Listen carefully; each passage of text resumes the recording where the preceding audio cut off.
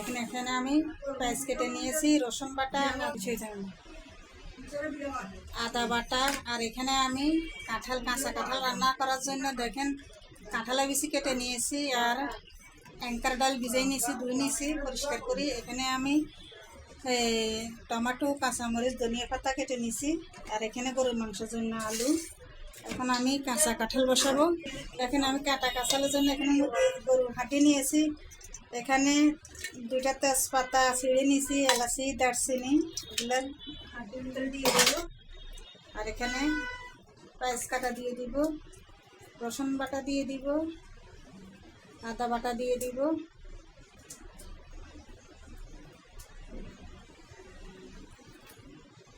স্বাদ মতো লবণ দিয়ে দিব, পরিমাণ মতো হলুদের গুঁড়া, পরিমাণ মতো মরিচের গুঁড়া,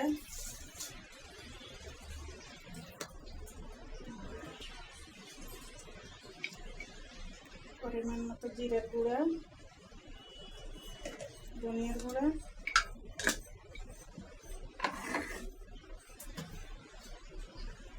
তেল, পানি মিশাবো কষানোর জন্য। এখন আমি কষানোর জন্য পানি দিয়ে দিলাম।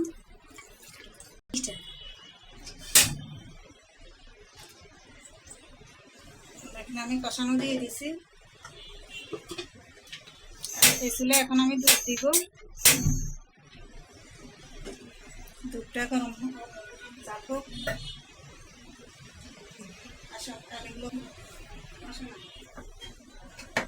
দেখেন এখানে আমি 3 পিস মাছ রান্না করবো হাতে মাখাই। এখানে আমি পেঁয়াজ কাটা দিয়ে দিলাম, রসুন বাটা, একটু আদা বাটা, স্বাদ মতো লবণ,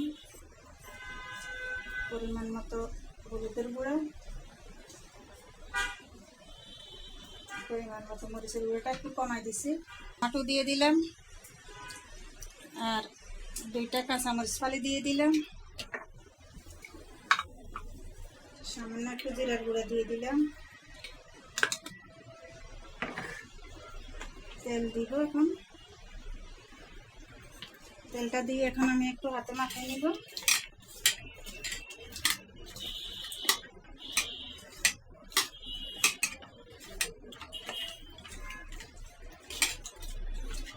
হাতে মাখায় এখন আমি ঢাকনা দিয়ে আধা ঘন্টা রেস্টে রেখে দিব।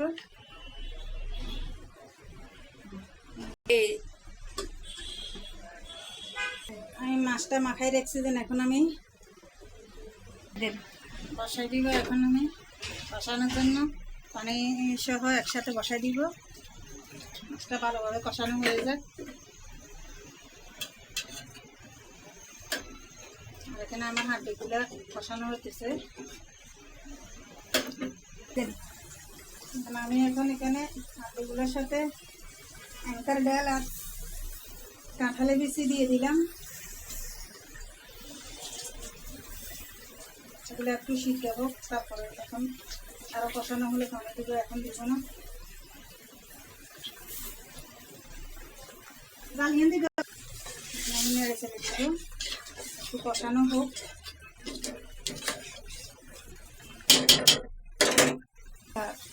দেখেন এখানে আমার অ্যাঙ্কার ডাল, বড় কাঁটিগুলা আর সিমের বিচিটা কষানো হয়েছে। এখন আমি যে আপনার কাঁঠালটা দিয়ে দিব। কাঁঠাল আগে আমি ফ্রিজে ভাপ দিয়ে রাখছি, এই ফ্রিজে এখন এগুলো দিয়ে দিব, দিয়ে একটু পানি দিয়ে কষাই নিব। একটু পানি দিলাম কষানোর জন্য, কষানো হোক। দেখেন আমার মাছটাও কষানো হয়ে আসছে, এখন আমি একটু পানি দিব।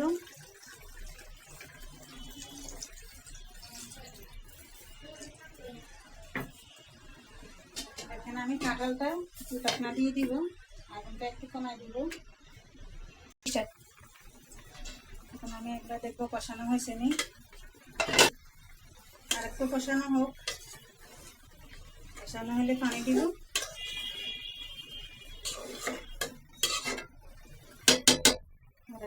মাছটা আর একটু হোক, এখনো জল রয়ে গেছে। দেখেন আমার কাঁঠালটা কষানো হয়ে গেছে, এখন আমি পানি দিব।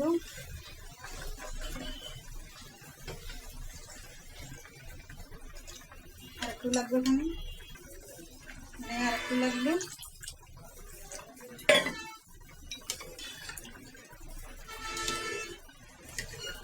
আগুনটা একটু বাড়াই দিব।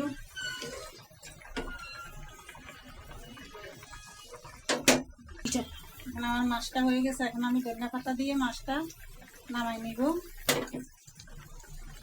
নেড়ে ছেড়ে দিব, ধনিয়া পাতা দিছি।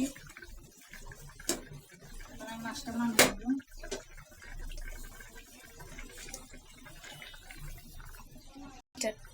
দেখেন এখানে আমি গরুর মাংস বসাইছি।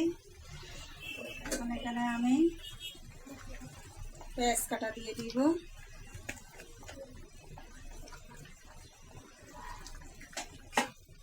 এখানে তেজপাতা, এলাচি, দারচিনি দিয়ে দিব, একসাথে রাখছি।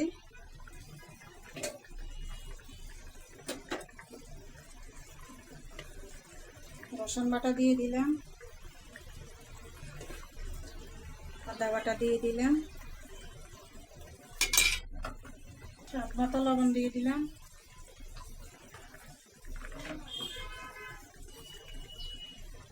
মরিচের গুঁড়া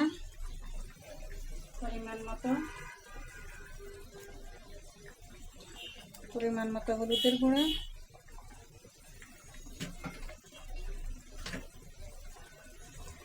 তেল, জিরার গুঁড়া দিয়ে দিলাম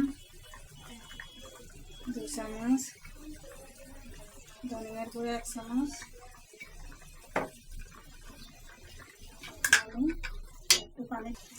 একটু পানি দিব কষানোর জন্য। কষানো হয়ে যাক, আগুনটা একটু বাড়াই দিলাম, নেড়ে ছেড়ে দিচ্ছি। বলক আসুক, তারপরে ঢাকনা দিব। এখন ঢাকনা দিব না।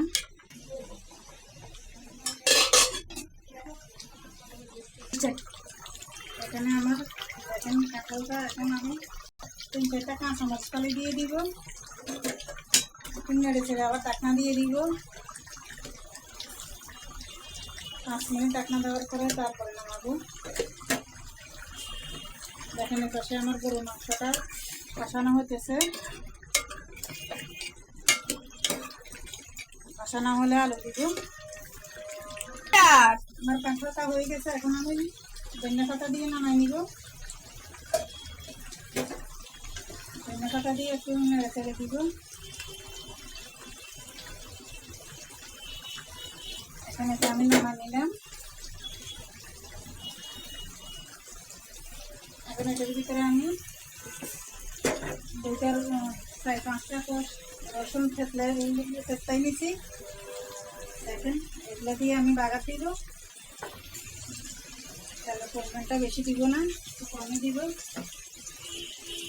সেই সাথে একটু পেঁয়াজ দিয়ে দিব, একটু বেশি না।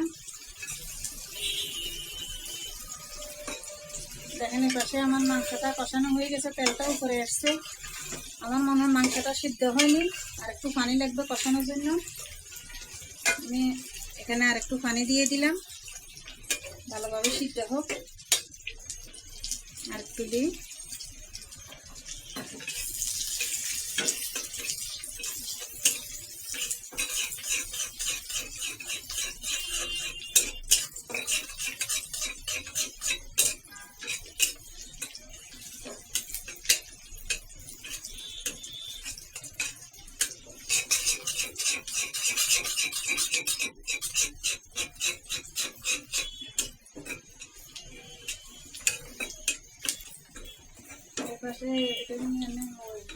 আমার রসুন পেঁয়াজটা ব্রাউন কালার হয়ে গেছে। এখন আমি এটা কাঁঠালে ছেড়ে দিব।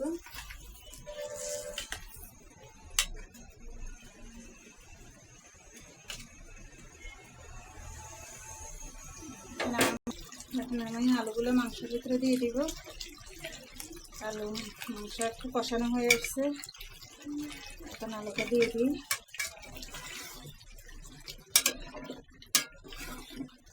আলু দিয়ে একটু ঢাকনা দিয়ে দিব।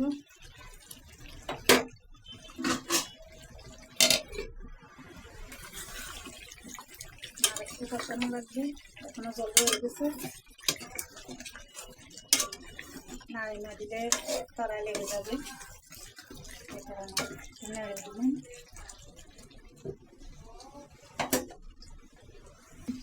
দেখেন আমার মাংসটা কষানো হয়ে গেছে, তেল উপরে উঠে আসছে। এখন আমি পানি দিয়ে দিব।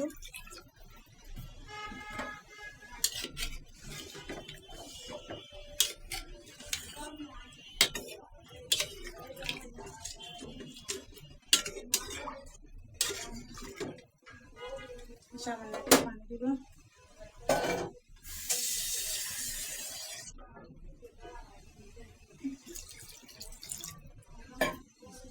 এখানে আজকাল লতির রেসিপিটা দেখাইনি। মাছের মাথা দিয়ে আমি লতি রান্না করতেছি, ব্যস্ত ছিলাম, এই কারণে দেখাতে পারিনি। লতিটা আমি কষানো দিছি মাছের মাথা দিয়ে। মাংসটা আমার আরেকটু হোক।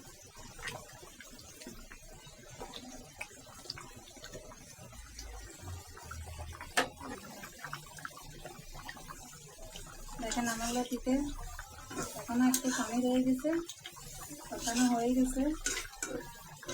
দেখেন এখন আমি লতির ভিতরে পানি দিয়ে দিব।